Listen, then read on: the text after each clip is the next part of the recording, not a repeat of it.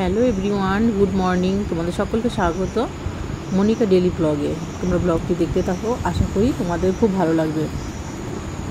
এই দেখো কতগুলো আম পেয়েছি, গাছ পাকা আম। গাছ থেকে গাছের আম পেকে গেলে না এরকম পড়তেই থাকে। দেখো কী সুন্দর কালার হয়েছে আমগুলোর। তা একবার যদি গাছে আম পাকা শুরু হয় না, তা একটুখানি হাওয়া দিলে আম পড়তে থাকে। আর এখানে দেখো একটা আম আমি কেটেও নিলাম খাবার জন্য।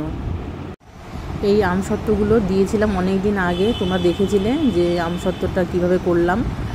তা আমসত্ত্বটা না বেশি একটা মোটা হয়নি, কারণ বর্ষা নেমে গেছে। তা এখন যদি এর উপরে আম দিই না, তাহলে পুরো নষ্ট হয়ে যাবে, কারণ রোদ না হলে আম ভালো না শুকালে না আমসত্ত্ব ভালো হয় না। তাই জন্য ভাবলাম যাকে পাতলা হয়েছে হোক, তাও ভালো কেটে নিই আমসত্ত্বগুলো, কেননা রোদ আর উঠবে না কয়েকদিন। তা আমসত্ত্ব এর মধ্যে আর দিলে না ভালো বসবে না। এই জন্য ভাবলাম যে আমসত্ত্বগুলো এখন শুকিয়ে গেছে যখন, টুকরো টুকরো করে কেটে নিই। এই দেখো চাকু দিয়ে পুরো কেটে দিচ্ছি। আর থালার মধ্যে তো সর্ষের তেল মেখে নিয়েছিলাম, তা অসুবিধা হবে না, উঠে যাবে। আর প্রত্যেকবার যখন আমসত্ত্ব দিই না, তখন অনেক মোটা হয়। আর খেতে এই আমসত্ত্বগুলো সবাই বলে যে আমার হাতে আমসত্ত্ব নাকি কী সুন্দর হয়, দোকানের মতো খেতে। বাজারে যে আমসত্ত্বগুলো বিক্রি হয় তার থেকেও ভালো হয় সবাই বলে। আমি নিজে জানি না, কিন্তু আমার কাছে খারাপ লাগে না। যাই হোক, আমি নিজে তৈরি করে বলছি না যে আমি ভালো পারি, কিন্তু কথা হচ্ছে যে সবাই বলে যে আমসত্ত্ব আমি ভালো করতে পারি, পুরো বাজারের মতো। এই দেখো কেটে নিয়েছি। এখন না এরকম টান দিলে আমসত্ত্বগুলো সুন্দর উঠে পড়ছে। তা আমসত্ত্বগুলো আমি পাতলা হয়েছে বলে না, এই জন্য আমি আবার ভাজ করে গুটিয়ে নিচ্ছি, কেননা পাতলা তো, খুবই পাতলা। 2বার কি 3বার দিয়েছি। এই দেখো এইভাবে আমি প্রত্যেকটা আমসত্ত্ব পিস পিস করে এরকম করে নেব, কেননা আমসত্ত্বগুলো ভাজ করে রাখলেই বরঞ্চ ভালো। এই দেখো প্রত্যেকটা আমসত্ত্ব এইভাবে তুলব আর ভাজ করে নেব। আর একটা যে থালায় আছে আমসত্ত্ব, ওটাও কেটে নেব। এই দেখো, আর আমসত্ত্ব এরকম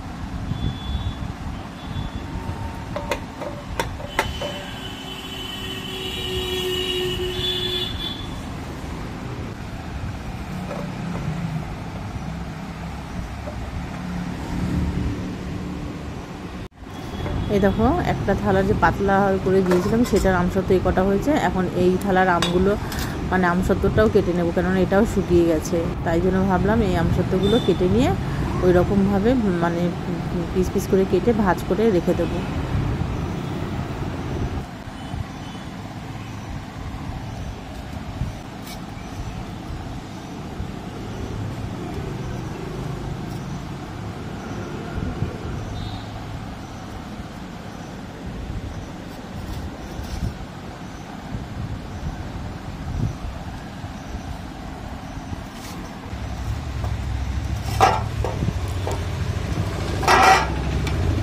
সকালবেলায় রান্না বান্না বাদ দিয়ে আমসত্ত্ব কাটতে বসে পড়েছি।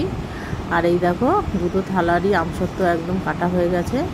এই দেখো এতগুলো হয়েছে। তা ভাবলাম যে একটা খেয়ে দেখবো কেমন হয়েছে। আরেকটু মোটা হলে বেশি ভালো হতো, কিন্তু কি করব, বৃষ্টি নেমে গেছে। কেননা এই জন্য এর উপরে আর আমসত্ত্ব দেওয়া যাবে না, তাই জন্য কেটে নিলাম। এই দেখো একটা থালার পুরো কাটা হয়ে গেছে। এই দেখো খুব একটা বেশি হয়নি, এই কটাই হয়েছে।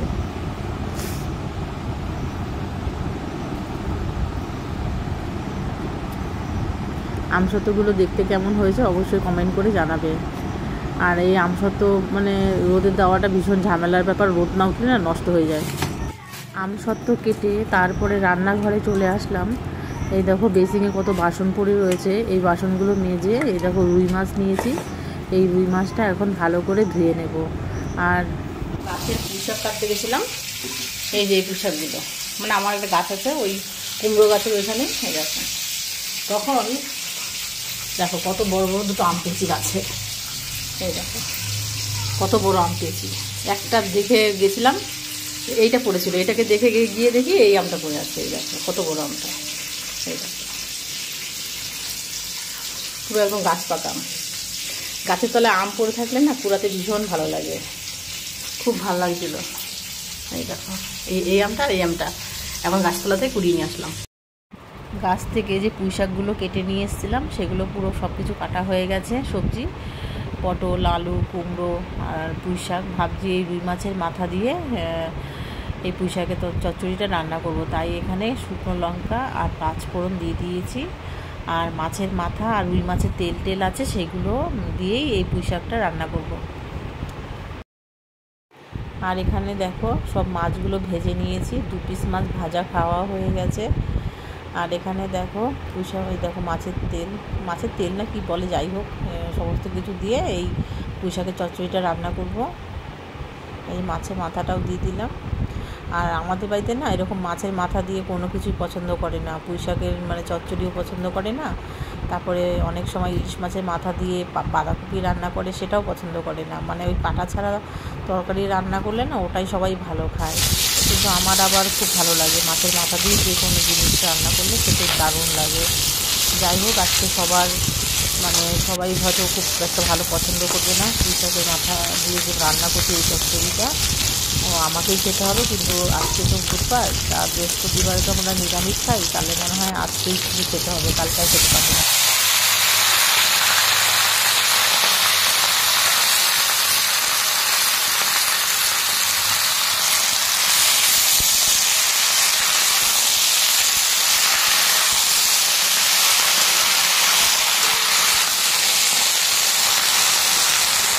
মাছের মাথা দিয়ে পুঁইশাকের চচ্চড়িটা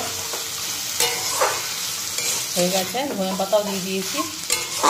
আর একটুখানি পরেই নামিয়ে নেব। কাঁচের পুঁইশাক তো তাই একদম কচি এটাকে, আর খেতেও ভালো, মানে সার ছাড়া তো টেস্ট বেশিতে।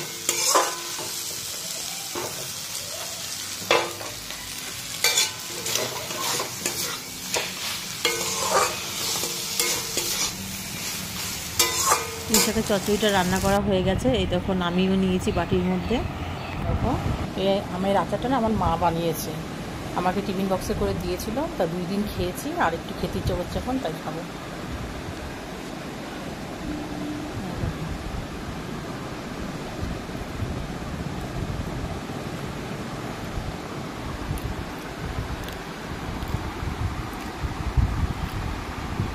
সমস্ত কাজকর্ম করে স্নান করে ঠাকুর পুজো দিতে চলে আসলাম। এখানে ঠাকুরের দেখো। যাই হোক তোমাদের যদি ভিডিওটা ভালো লাগে তাহলে like, comment, share and subscribe করে দিও। দেখা হচ্ছে নেক্সট ব্লগে। টাটা। আর প্রত্যেক দিন খাওয়ার পরে মানে ভাত খাওয়ার পরে না আম না খেলে ভালো লাগে না, তা 2-1টা আম মানে কেটে নিয়েছি। এখন মানে ভাত খাওয়া হয়ে গেছে, এখন খেয়ে নেব। আর আম না খেলে না আম বেশি দিন ঘরে থাকে না, নষ্ট হয়ে যায়, তাই জন্য ভাবলাম যে 2টো আম কেটে নিই, তাই এই দেখো 2টো আম কেটে নিয়েছি। টাটা।